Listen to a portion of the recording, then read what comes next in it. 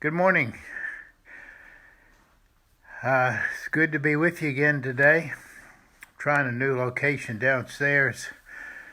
I don't get enough bars. It cuts off every now and then. Well, today I want to talk about us starting to figure out where we're supposed to go after seminary. But before I do that, way back in the very beginning, I had one session where I talked about going to a retreat at Windy Gap. I'm not going to repeat that. It's probably one of the first ones I did. But it's very important. I met a man named Doug Coe, who was very connected with me for the rest of my ministry and influenced me a lot, and will come up again in future talks. But today we were approaching the end of seminary, graduation. Parents were calling about every day. You all made a decision. What are you going to do? They hadn't been too happy with me going to seminary anyway. And especially Becky's dad was so proud of me being a civil engineer, and then going to ministry was not something he, I guess, was that thrilled about at that time. Had even said if I would wait until the kids were grown, he'd pay for me to go. But I couldn't do it. So we were trying to decide what to do, and some of our friends in Greenwood came to us and said, we would like you to start a church here in Greenwood, South Carolina. And as we prayed about that, the Lord said, you can't do that. I'd been president of the Full Gospel Businessmen Fellowship, and it just seemed that it would starting a church would take people away from their other churches in town. It would have used Full Gospel as a means of starting a church and that was not what God wanted. So he said, no, you can't do that. That's what we felt. But then we were confused. It was like, what do we do? And so we had a few weeks that were just like, what are we going to do? I mean, we're about to graduate. It was interesting. Graduation, Strom Thurmond was the speaker. And frankly, through his office is how I got the job, working with Davis and Floyd. But so we were confused, and we finally realized our friends were not letting go. They wanted us to do it, and they were praying that God would change our mind. And when we finally figured that out, we talked to them and we said, look, we can't do it.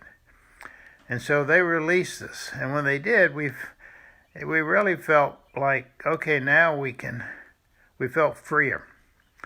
And I remember we were sitting at the dining room table eating dinner one night, and the kids, I don't know which one, but the kids said, well, if we can't stay in Greenwood, and they like Greenwood, if we can't stay here, let's go back to Virginia, near the grandparents. And we thought, that's a good idea. So I said, well, we've lived in the Middle Peninsula, Tappahannock, Tidewater area, kind of the Northern Neck area. We lived in Virginia Beach, the Tidewater area. We lived in Northern Virginia. Becky and I and the two older kids lived in Blacksburg.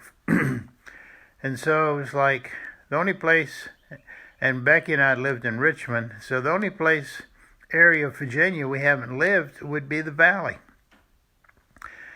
So the kids said, well, what's the valley? So I went and got a map, cleared the table, and showed them kind of Lexington to Winchester, everything on the west side of the Blue Ridge. And so we talked about that, and we felt good. It just like something kind of opened up. So I planned a trip, took a couple days off from Davis and Floyd, and drove up into the valley, and actually ended up spending both nights in Harrisonburg. But during the day, after praying on a picnic table in Westover Park, I would drive around to various cities, towns in the valley, from Winchester to Lexington, and then I even went across over into Culpeper and Orange and Warrington.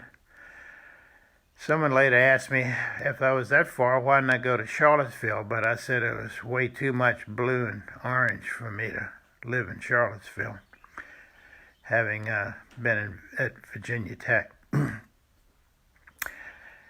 So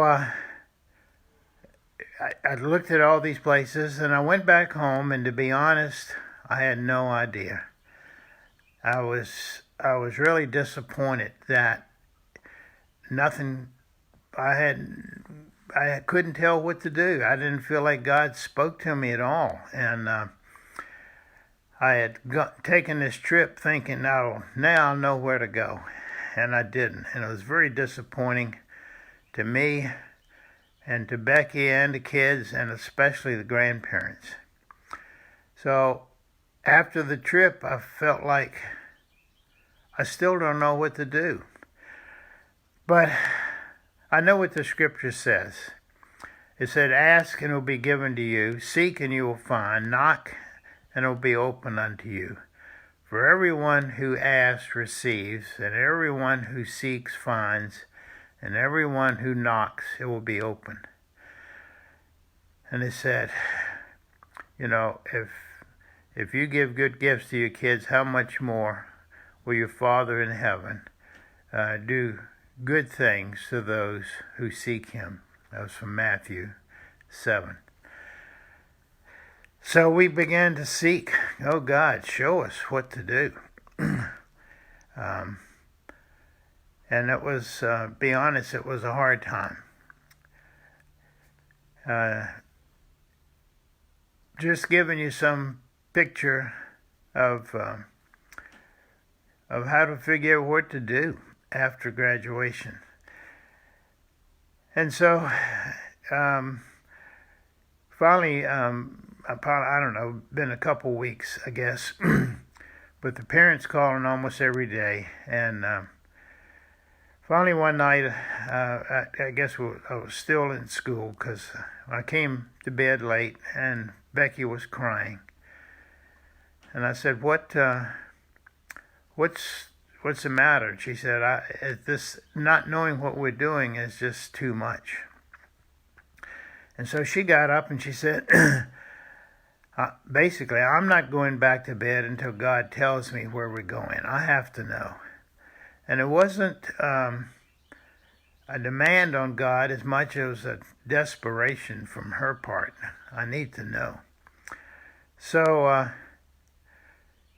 Becky, I finally go back to bed, and for those of you that are husbands know how terrible you feel when you know you've made your wife that sad and you can't do anything about it.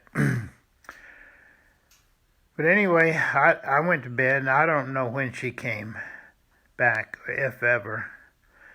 But the next morning, she was all happy and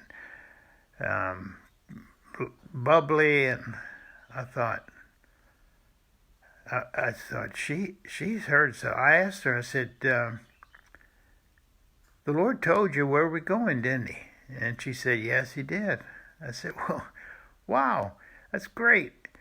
Where did he tell you we'd go? She said, I'm not telling you. You have to find out for yourself. I'll confirm it when you know. You're talking about praying, seeking, asking, knocking. For about 2 weeks, it was like, what if I get the wrong place? A different place than she got. So I was praying. And finally the Lord told me, and I'll tell you about that next time. God bless you. This is the day the Lord's made. We will rejoice and be glad in it. Bye.